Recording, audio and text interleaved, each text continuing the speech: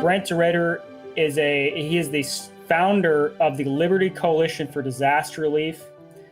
Brett's going to be coming in to us via phone. We did have some technical issues coming in, so he is on here with me on speakerphone.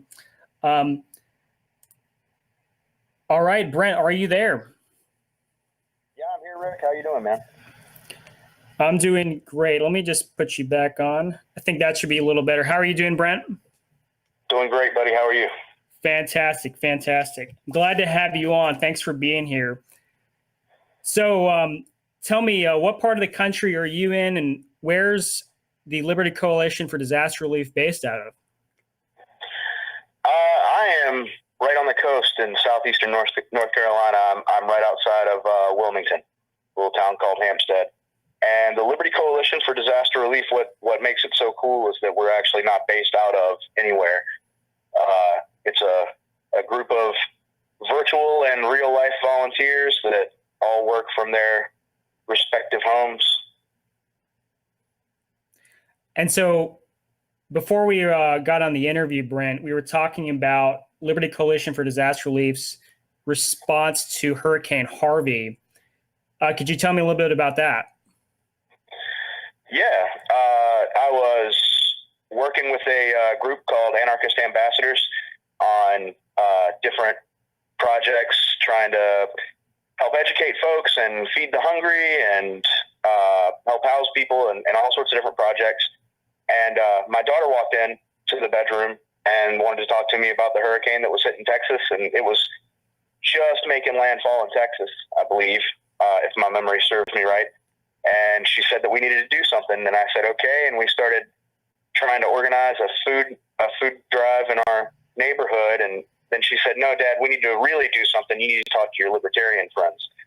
And so I hopped on the computer and mentioned it to a few folks, and it turned into a pretty large scale for what we were doing. And for the time it took to put together a pretty large scale operation. We had people driving supplies in. We had supplies shipped from New Hampshire to Texas on a semi truck. We had folks going in with boats and supplies to do water rescues from different states. We had people organizing food drives and donation drives in their communities and driving it down there. And we raised probably about $10,000. And it all, like I said, it all snowballed from a 12-year-old girl's request to do something. Got it. So you've got food supplies coming in to Texas. You've got people driving down there. You've got donations. How long did it take for the group to mobilize? It took no time at all. I've worked in, I've volunteered a lot in my life. I've worked in different nonprofit sectors and done different things, and I have never found a movement, a community so ready and willing to do for others as the Liberty Movement. I mean, it took almost no time at all. As soon as I mentioned it, people were organizing, and I think within just a couple of hours, we had people that were actually on the road on the way to Texas so that we could put them to work. Really? So people who got normal jobs, families, they were dropping what they were doing and going to Texas. Yeah. As the hurricane was still hitting, I mean, this wasn't the aftermath of the hurricane. This was while it was making landfall, we got started. And yeah, within just a few hours, people were dropping their everyday lives and trucking it down to Texas from all parts of the United States. We had some folks go from Missouri. Some folks from the East Coast went, and it took off really, really quickly with minimal effort. Got it. And so you've got how many people down in Texas at this point? Right now or then? No, I mean then. I'm assuming. Yeah, okay. A few hours in or a day in, you've got how many people there? We probably had 10 or 15 volunteers that were working directly with us, but we also had part of what we did So part of what we did was actually send supplies and people, and they did water rescue, and it was amazing. We had amazing volunteers that were working directly with us, but we also facilitated communication for other groups and individuals to get things where they needed to be and to get people rescued when they needed to be rescued. So it was all kind of by the seat of our pants. There's really no telling how many people we were working with. There were probably 10 to 15 direct volunteers that were LCDR volunteers. And I would say it would not surprise me to hear, 100 or more that were indirectly involved with what we were doing. Got it. So roughly 100 people, but it's hard to tell. And what did you guys end up doing when you got there? Was it a lot of water rescue? Was it food? What was it? So I actually never left North Carolina. The guys that went down there, God bless them, they were amazing. There was a lot of packing up. I remember some fellows from Missouri really stick out in my mind, and they, within hours of us talking about it, Zach Garrettson and Matt Mahler, and those guys had loaded up a truck and had just massive amounts of supplies that they were taking with them. I think they had a boat with them to do water rescue, and yeah, we did a little bit of everything. When we were being told that it wasn't safe, that government employees and FEMA workers or Red Cross or whoever wasn't going in because it was too dangerous. We were told that areas were too dangerous because of looters. It was too dangerous because of flooding. Our volunteers were going around those roadblocks and getting into the dangerous situations that government wouldn't get into. So there were roadblocks set up by the government. What authorities were they? Was it FEMA? Was it the local police? So information when you're working in disaster relief, especially when you're so disorganized, and we were disorganized because, like I said, there was no grand plan going into it. So some of the information we got varied, but we were told that Red Cross and FEMA were at roadblocks where there were police, and then we were also told that either Red Cross or FEMA had their own roadblocks where they were stopping people who were going in with donations and asking them to give up their donations and turn around, and telling them that they would distribute those donations. However, we were also getting reports that FEMA and Red Cross employees were selling water and were selling supplies that had been donated. We were told that the supplies weren't going where they were supposed to go, so our folks decided that they would not be relinquishing their supplies, and they actually did go around those roadblocks and refused to let, they refused to be stopped. So say that again. So some of the people in your group are saying that FEMA and the Red Cross were selling the supplies that were donated or were put together to be handed out. They were selling that, turning around and selling that? We were told that not the organizations themselves, but that there were employees and volunteers that were there working with either the Red Cross or FEMA, and that those people were selling some of the supplies that were confiscated. They were essentially confiscating supplies when people were not allowed to drive in with those supplies. They were just taking the supplies and turning people away.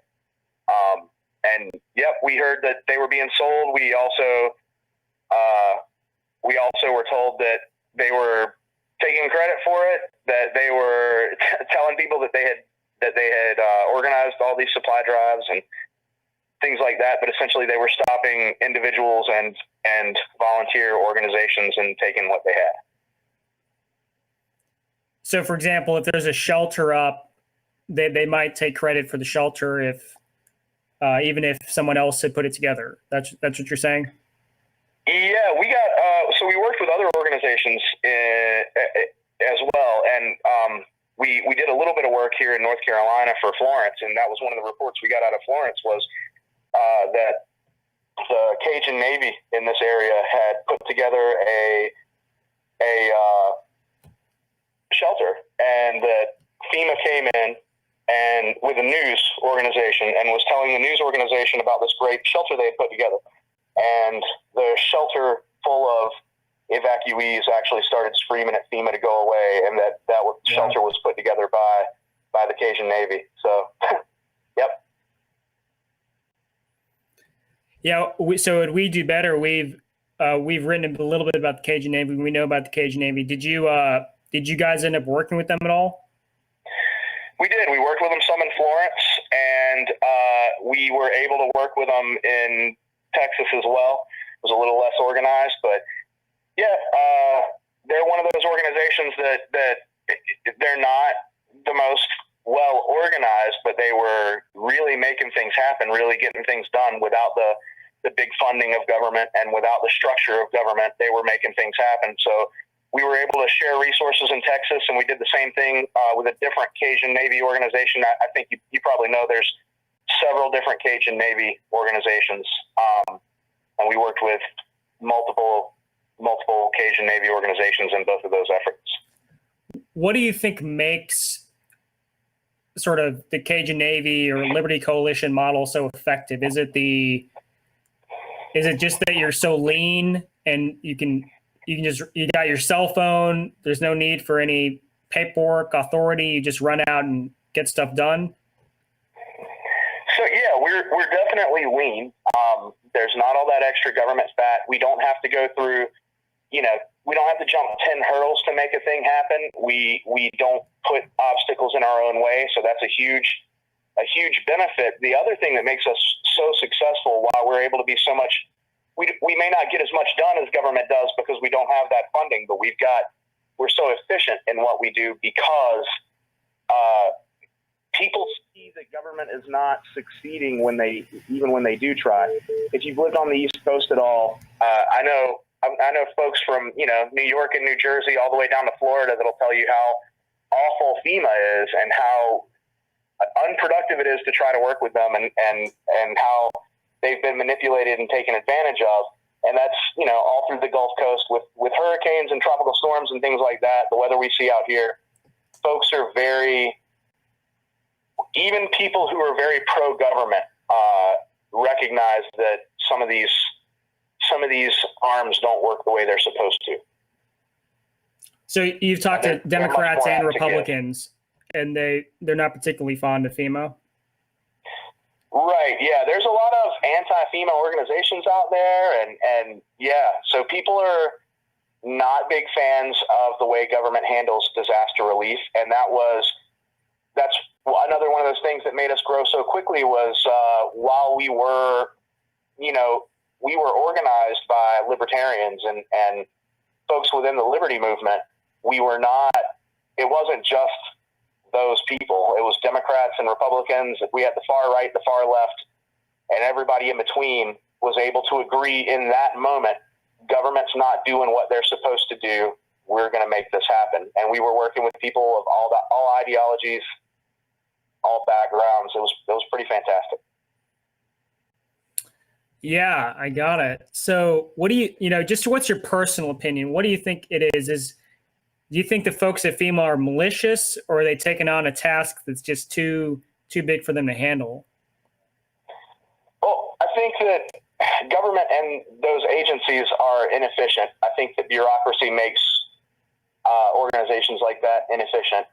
And I absolutely believe that there are people with malicious intent. I mean, but to be fair, those people are everywhere. And I would imagine that if we continue on as an organization, like I hope we will, that we'll come across some of those people too. But I think most people that get involved get involved to do the right thing and to help. And I think that they end up quickly jaded, and their enthusiasm is wasted in government work.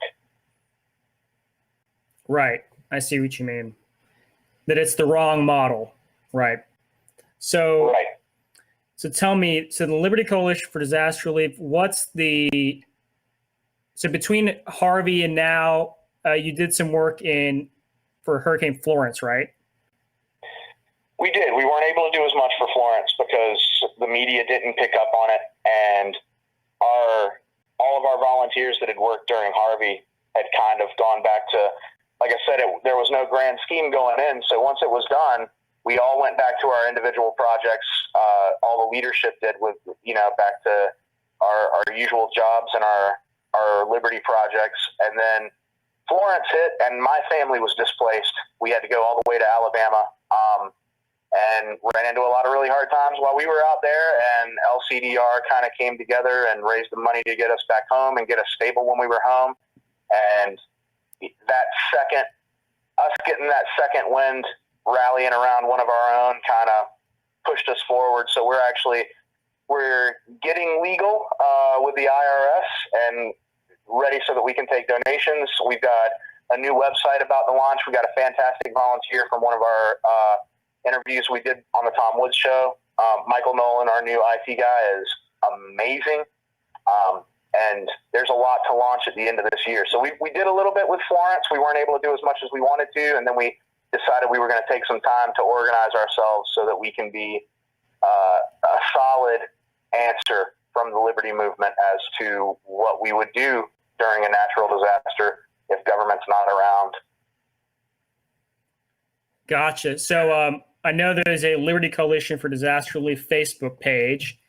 So if you go to Facebook, you just have to go to Liberty Coalition for Disaster Relief, type that in Facebook, and you'll find the page. Now, are you also going to have you said the website's under construction. Do you have a domain yet?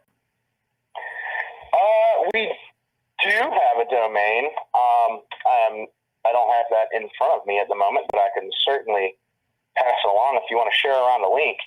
We've also got our Facebook group, which if you'll just look up under groups, look up Liberty Coalition for Disaster Relief.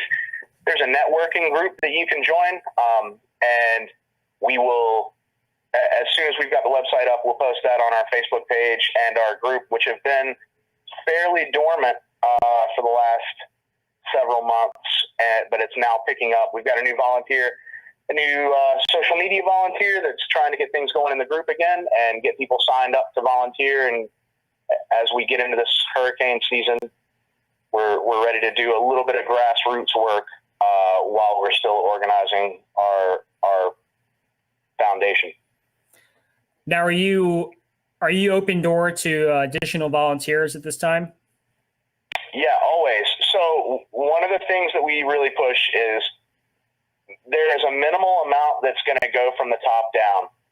And we do have leadership within our organization. We've got a board of directors and we've got coordinators for different teams that kind of help to get things done. But just like in Harvey, the way we want to do things is through grassroots efforts and getting people, individuals and volunteers out there doing their own thing, helping however they can. So we are always accepting volunteers.